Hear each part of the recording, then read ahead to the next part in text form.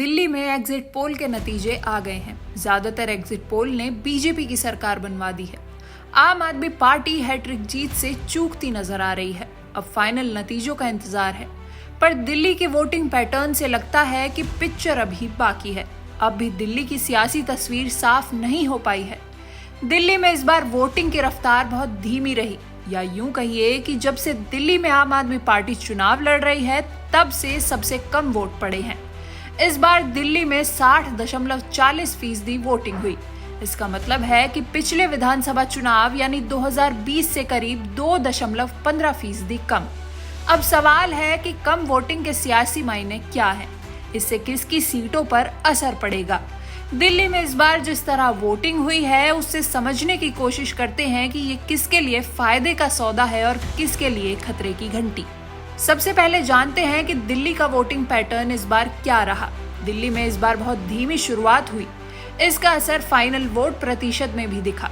चुनाव आयोग ने देर रात आंकड़ा जारी किया। उसके मुताबिक दिल्ली में इस बार 60.40% वोट पड़े, जबकि 2020 में विधानसभा चुनाव में यह आंकड़ा 62.55% था। इसका मतलब है कि इस बार 2.15% कम वोट पड़े। अगर 2013-2015 विधानसभा चुनाव के भी वोटिंग आंकड़े को देखें तो इस बार सबसे कम वोटिंग हुई है। इसका मतलब है कि 2013 के बाद सबसे कम वोटिंग। यहाँ ध्यान देने वाली बात यह है कि 2013 में ही आम आदमी पार्टी का उदय हुआ था।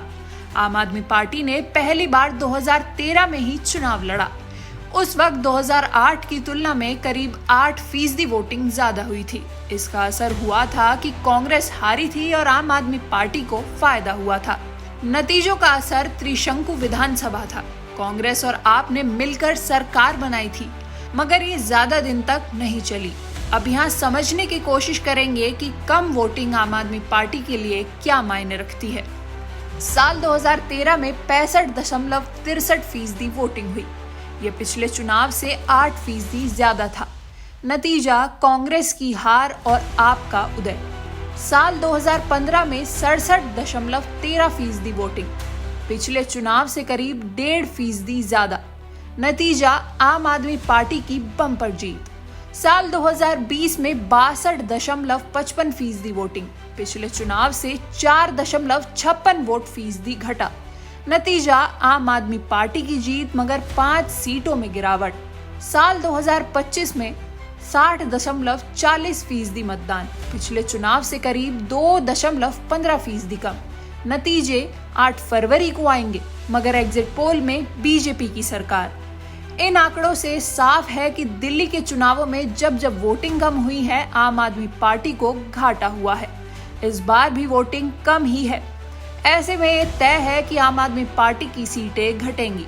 ज्यादातर एग्जिट पोल भी यही अनुमान लगा रहे हैं। ये कहना भी अभी गलत होगा। इसकी सबसे बड़ी वजह है देर शाम तक हुई वोटिंग। एग्जिट पोल के नतीजे 6:30 के बाद जारी हो गए। इसका मतलब है कि सैंपल फाइनल वोटिंग आंकड़ा से लिया गया है। ऐसे में देखने वाली बात होगी कि एग्जिट पोल के नतीजे क्या 8 फरवरी को सही साबित होंगे।